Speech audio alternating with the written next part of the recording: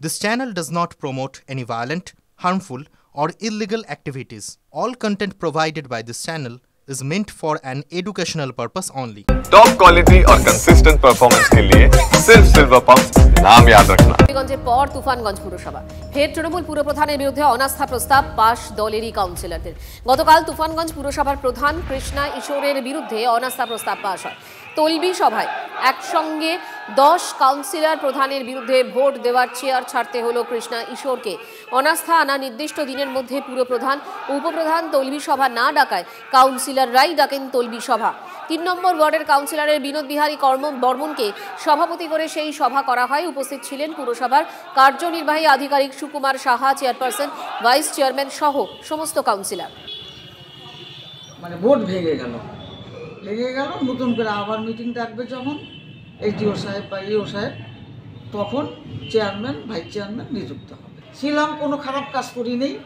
আমার এইটাই হচ্ছে বড় মানে বুকের মধ্যে একটা আমার কি বলবো আনন্দ যে আমি কোনো খারাপ কাজ করিনি, আমি কোনো রকম দুর্নীতির সঙ্গে যুক্ত নই।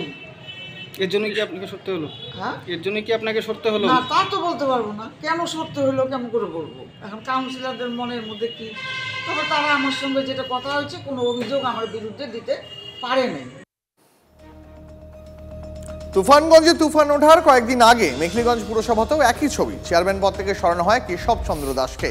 কাটমানি বন্ধের খেসারত দিতে হয়েছে এমনটাই দাবি অপসারিত কেশব চন্দ্রের। দ্বারস্থ হয়েছেন আদালতেরও।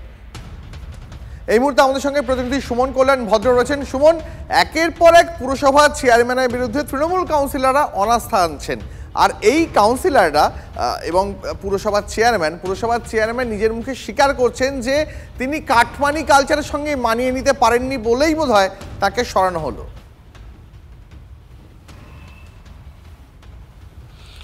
একেবারে দেখো, কিছুদিন আগে অর্থাৎ জানুয়ারি মাসের মাঝামাঝি মেখলিগঞ্জ পুরসভার যিনি পুরপ্রধান ছিলেন তাকে সরতে হয়েছে। আর এবার তুফানগঞ্জ, কোথাও যেন মনে হয়েছিল যে মেখলিগঞ্জ যেহেতু সরানো সম্ভব হলো, নতুন চেয়ারম্যান হলো, সেটা মেখলিগঞ্জে বসেই তুফানগঞ্জের ক্ষেত্রেও হয়তো তেমনটাই হবে। তাই অতি উৎসাহী কাউন্সিলররা কিন্তু চেয়ারম্যানের পদ থেকে দাবি করেছেন, তলবি সভা ডাকার জন্য বলেছিলেন।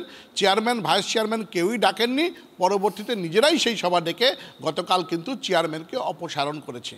এই যে ঘটনাক্রম গতকালকের, এই ঘটনা কিন্তু তৃণমূলের অন্দলের যে অন্তর্দলীয় কোন্দল, সেটা কিন্তু যে প্রকাশ্যে এসেছে তা একবার স্পষ্ট করছে। কিন্তু এই ঘটনার পর রাজ্য নেতৃত্ব কার্যত ধুমকি দিয়েছে বলে আমরা খবর পাচ্ছি। আজকেও একজন রাজ্যস্তরীয় নেতার সঙ্গে কথা হচ্ছিল, তিনি স্পষ্টভাবেই বলেছেন দল এগুলো বরদাস্ত করবে না।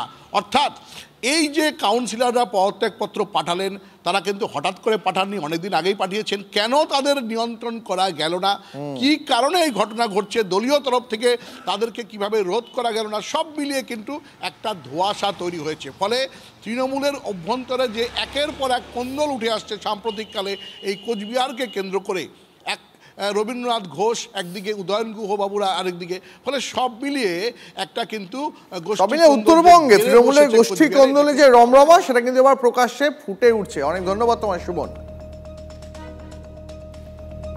শুধু কি উত্তরবঙ্গ, আসলে রাজ্যের একাধিক পুরসভায় তৃণমূল বনাম তৃণমূল দ্বন্দ্ব কিন্তু এই মুহূর্তে তুঙ্গে। চেয়ারম্যানের বিরুদ্ধে তৃণমূল কাউন্সিলররাই অনাস্থা দেখাচ্ছেন।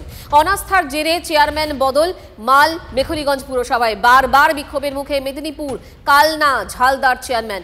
আসানসোলে তৃণমূল কাউন্সিলরের কাজ আটকে দেন দলের কাউন্সিলরই। কোন্দল কাটায় কাজ শিখে উঠেছে ধূপগুড়ি, চুচুড়া, ভাটপাড়া। এই মুহূর্তে নিউজরুমে রয়েছেন আমাদের প্রতিনিধি তন্ময় প্রামাণিক।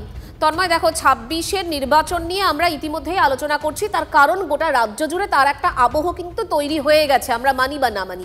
কিন্তু আমার বক্তব্য হচ্ছে, এইভাবে যে গোষ্ঠীকন্দল প্রত্যেক দিন সামনে আসছে মূলত পুরসভাগুলোতে, আমরা দেখেছি 21-এর নির্বাচনের আগে কিন্তু পুরসভা ভিত্তিক ফল তৃণমূলের খুব একটা ভালো ছিল না, বিশেষত উত্তরবঙ্গ তো বটেই। এরকম একটা জায়গায় দাঁড়িয়ে এই পরিস্থিতি কিভাবে সামাল দেবে, বা 26-এর আগে প্রস্তুতি বা কি, ভাবনা চিন্তা কি, তন্ময়, কি তোমার কি বিশ্লেষণ? দেখো, দল এই মুহূর্তে কড়াভাবে গোটা বিষয়টা হাতে ধরছে, কারণ কিছুদিন আগে মমতা বন্দ্যোপাধ্যায়কে আমরা বলতে শুনেছি যে দলেরই শেষ কথা তিনি, এখানে কোনো রকম কোন্দল চলবে না, সেটা জেলা নেতৃত্বের ক্ষেত্রেই হোক বা অন্য নেতৃত্বেই হোক। আমরা পঞ্চায়েত সমিতির ক্ষেত্রে দেখেছি মারামারি হচ্ছে, ভাঙচুর হচ্ছে এক গোষ্ঠী আর এক গোষ্ঠীর বিরুদ্ধে।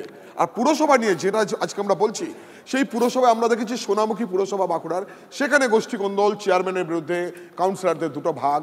আমরা কৃষ্ণনগরে সেই গন্ডগোল দেখেছি, সেখানে বিক্ষোভ হয়েছে। আমরা চুঁচুড়া পুরসভাতে দেখেছি যে কিভাবে সেখানে চেয়ারম্যানকে ঘিরে ধরে বিক্ষোভ হচ্ছে। একইভাবে কিন্তু আরও ছবি অন্যান্য পুরসভাগুলো থেকে আসছে।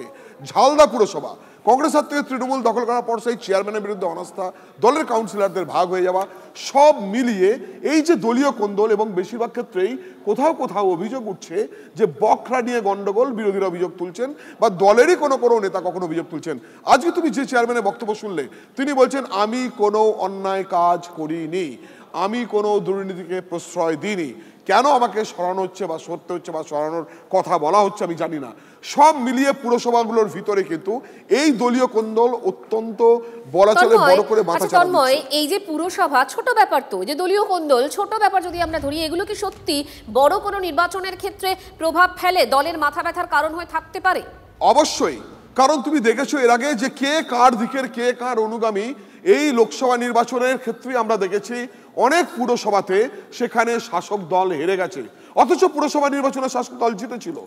এই জিনিসটাই কিন্তু উত্তরবঙ্গ একই কথা উঠেছে, যেখানে মুখ্যমন্ত্রী খোদ নিজে বলেছিলেন আমরা পুরসভা জিতি, পঞ্চায়েত জিতি, লোকসভায় এলে হেরে যায় কেন, নির্দিষ্ট করে চিহ্নিত করছি তাদেরকে যারা এই কাজ করেন।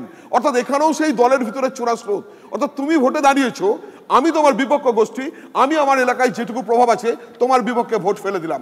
ফলে অন্যান্য নির্বাচনগুলোতে যে শাসক দল জিতলেও সেখানে লোকসভায় গিয়ে তারা হেরে যাচ্ছে। ফলে কোথাও ভোটে প্রভাব পড়ছে। আর 2026-এর নির্বাচন, এখন থেকে নির্বাচনের ডঙ্কা বেজে গিয়েছে। সব দলই সেই নির্বাচনের দিকে লক্ষ্য রেখে তারা তাদের ঘুঁটি সাজাচ্ছেন, বক্তব্য পেশ করা থেকে শুরু করে সংগঠন তৈরি করছেন। সেখানে পুরসভাগুলোর অভ্যন্তরের এই যে কোন্দল, যে কোন্দল বারে বারে প্রকাশ্যে চলে আসে, সেটা চন্দ্রকোনা পুরসভা হোক, সেটা ঘাটাল পুরসভা হোক, খড়গপুর পুরসভা হোক বা অন্যান্য যে সমস্ত পুরসভাগুলো রয়েছে, সেই কোন্দল কিন্তু পরবর্তী সময়ে ভোটে প্রভাব পড়তে পারে। দল অর্থাৎ শাসক দল তৃণমূল কংগ্রেস এটা নিয়ে কিন্তু এই মুহূর্তে খুব চিন্তিত বলা চলে। একেবারে এই কোন্দলের জল কতদূর গড়ায় আমাদের নজর থাকবে। তন্ময়, তোমাকে ধন্যবাদ।